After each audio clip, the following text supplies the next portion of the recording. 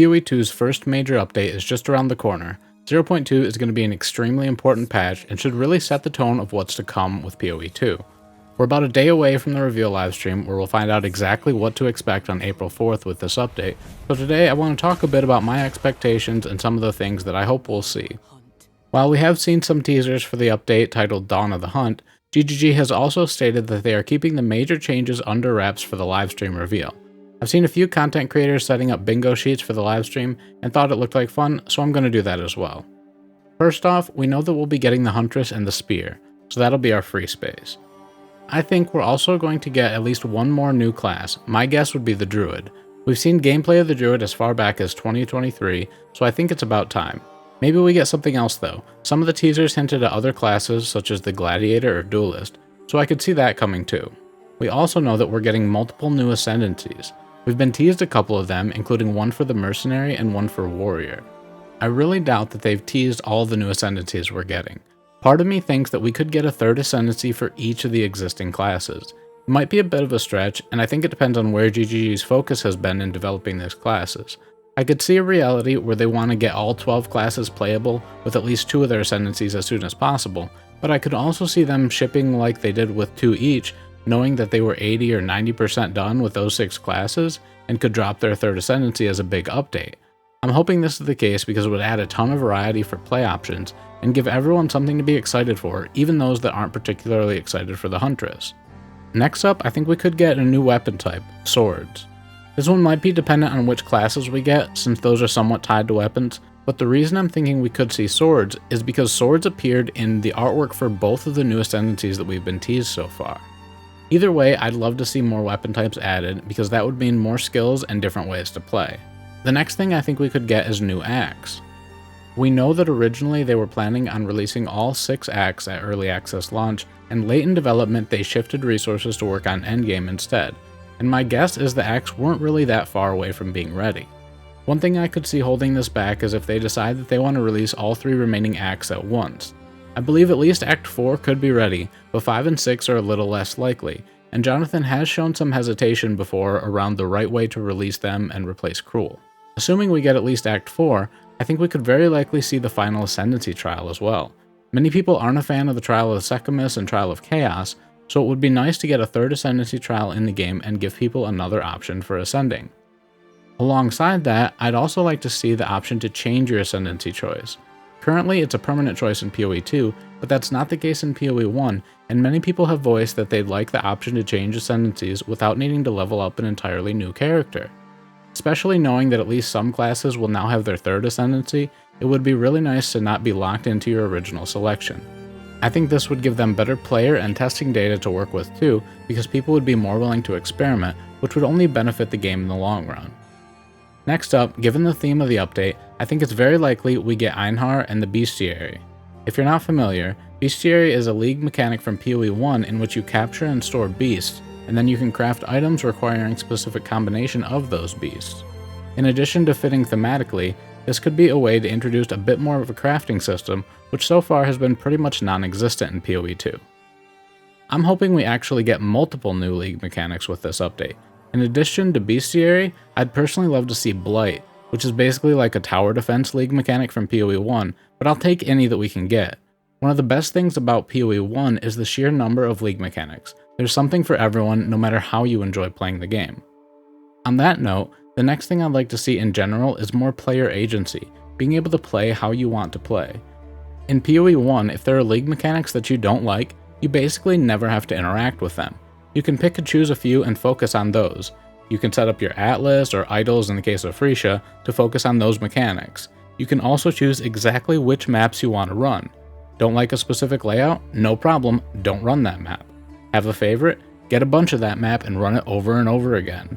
In PoE2 that's not an option. You can choose which nodes on the Atlas to go to, but generally you have to navigate to a tower and hit the nodes on the way, and the game incentivizes you to play the bad maps so that you can get to the tower and then juice up the better maps. I'd like to see something similar to PoE1 in the sense of being able to more consistently play the maps and mechanics that you actually enjoy. Similarly, the next thing I think we could see is a general rework of the endgame and Atlas. They've told us they are making some adjustments to towers, giving them league mechanics and clear requirements similar to normal maps, but I'm talking about a larger change than this. I don't think this is going to be enough to make towers feel good, and the current endgame loop can feel kinda monotonous, so something needs to be done to make it more enjoyable. This one might be expecting a bit much, but I do think the endgame and Atlas will be vastly different by the time the game leaves early access. The next thing that I'd like to see is a rework of the League Atlas trees. The way most of them currently work is that they require you to do a lot of farming, such as collecting 300 splinters, to get a shot at the pinnacle boss, and defeating the boss then gives you 2 skill points, which you then must repeat 3 times to max out the tree and get all your points. Acquiring those splinters takes forever the first time. The process can be sped up, but it requires spending 2 to 6 points in the tree on specific nodes, which makes the whole process just feel bad. This essentially makes most of your points feel predetermined and required, unless you want to severely hinder the speed at which you could be farming for the pinnacle. I think it would be better if you could earn the first 2 or even 4 points just by playing through the mechanic in maps a number of times or something along those lines, and then maybe the later points require completing the pinnacle itself. This would make it feel like you're making progress while you're saving up for the pinnacle, and speed up acquisition of splinters or whatever along the way. Alongside that, I think the pinnacles themselves need a bit of a balance adjustment. Some of them feel extremely easy and others extremely difficult. Expedition, for example, I flew through most of the difficulties at a pretty low level with mediocre gear, whereas Delirium, at level 95 with pretty good gear, I still haven't been able to complete. Difficulty 0 Simulacrum is harder than difficulty 4 Arbiter of Ash. That can't be right. Something needs to be done there. Speaking of balance, I think we'll see a meta shakeup with this update, likely starting with a nerf for Spark and the Herald of Ice and Thunder combo. I don't think these nerfs will be bad enough to make them unplayable, or at the very least I don't think that'll be GGG's intent, but I don't think that they will stay exactly as they are either. In addition to that though, I think that we'll see some major buffs to the underperforming classes and skills. This probably won't be something that they speak heavily on in the livestream, maybe just with a general note that they've done some balance updates and are looking at things that are underperforming. But I think when going through the patch notes, there will be a lot of buffs listed. I think at some point during the livestream they'll also address the power curve. Currently, the early game feels much different than the mid and late game. Early game feels slower and more methodical, and somewhere between Cruel and the start of endgame, everything gets sped up and feels more like PoE1.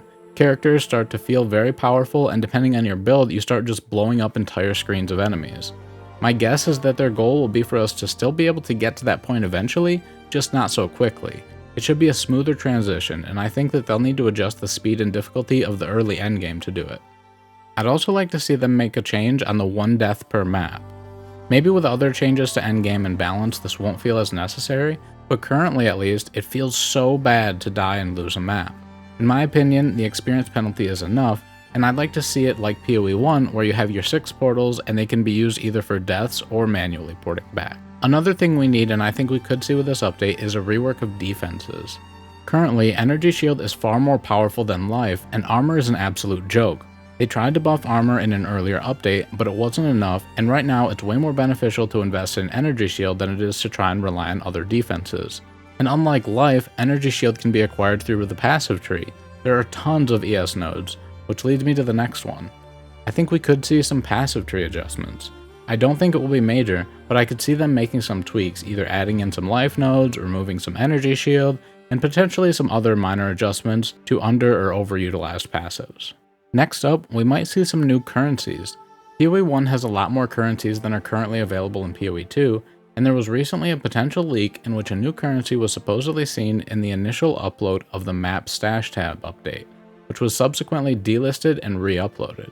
There is speculation that this could be an Orb of Alteration, which in PoE1 can be used to reroll the modifiers on a magic or blue item. Right now, we're pretty limited in ways to modify an item, which new currencies could expand on, which leads me to the next item. Deterministic crafting. Personally, I'd love to see the crafting bench from PoE1 make a return, which allows you to add one prefix or suffix to an item as long as it had a prefix or suffix slot available. The inclusion of the crafting bench makes it so that you can turn a decent item into a good one, and you can add, say, movement speed to your boots if it's missing, or make up for a resistance, or add extra life or mana or whatever you may need in the moment. It makes loot feel more exciting and usable in my opinion. It doesn't have to be the crafting bench specifically though. It could be done through new currencies or league mechanics or something else entirely new. Either way though, right now crafting just feels like gambling, and something needs to be done about that. Next up is trading. I think that we could see some sort of changes to trading, whether that's updates to the trade website, or maybe some way to better interact with it in-game, or something along those lines. The trade site's a bit cumbersome to use, and it's even missing some features that exist in PoE1, so I could see it getting some sort of update here. The next couple aren't necessarily features or direct updates, but I think at some point we'll either get a "we hear you" or an apology of some sort. It could be addressing the delay and the change of direction from their original statement of quick updates and changes, or it could just be a "we hear you" about towers or something along those lines. But either way, I'm specifically saying either an apology or the words "we hear you." I think that they'll also aim to set expectations of what PoE2 is going to be, both in early access and final release, and what their vision at this point actually is. The game was originally sold to us as something more resembling the early game, slower paced, more meaningful combat, etc. And I'm not saying that I necessarily want the endgame to go at that pace, but it does seem out of line with what their original vision was. We were also told updates would come quick during early access, and it seems like that changed after they got some pushback during early nerfs. This update is the time for them to really set expectations both for how the game will play and how early access is going to be handled moving forward. And lastly, I think that we could get a glimpse of the future that won't actually be in this update, but that they're working on. It would probably be something that they've learned or shifted ideas on from the community that they want us to know will be coming, but isn't quite ready yet. Alright, that's a full bingo sheet. I'm probably forgetting something, but I think I hit most of it. Let me know in the comments below what you think of these, which you'd most or least like to see, and if there's anything I missed. After the live stream, I'll probably do a follow-up video covering the big updates, and we can take a look at which of these came true. If you enjoyed this video, be sure to toss it a like or subscribe to the channel. Helps me out a ton and is greatly appreciated. As always, thanks for watching, and I'll catch you in the next one.